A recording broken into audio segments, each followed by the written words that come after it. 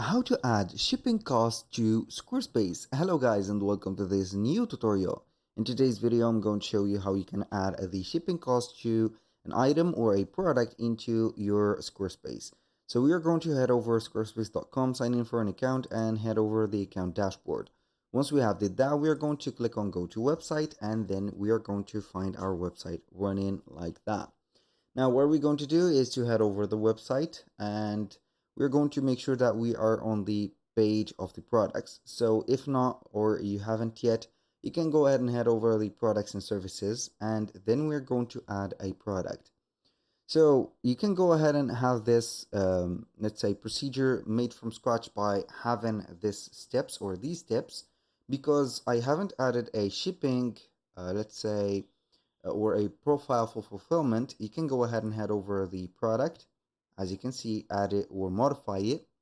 You're going to scroll down and you're going to see the fulfillment part. So at least you have made up the price, set up the stock and etc., the title and also the description.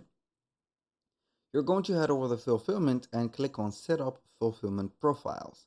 We're going to click on leave and then we're going to be in this page. It is going to take you to the settings. So we're going to set up a shipping. So for the shipping, we're going to add a shipping option.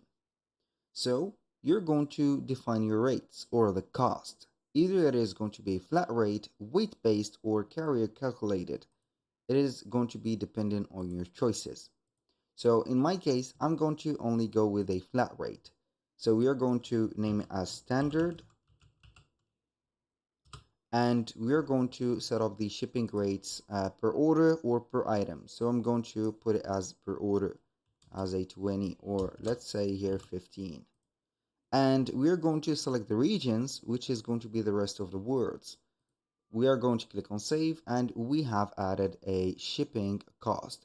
So whenever a person is going to put an address and also the personal information of theirs, they are going to see the shipping cost showing up just like that.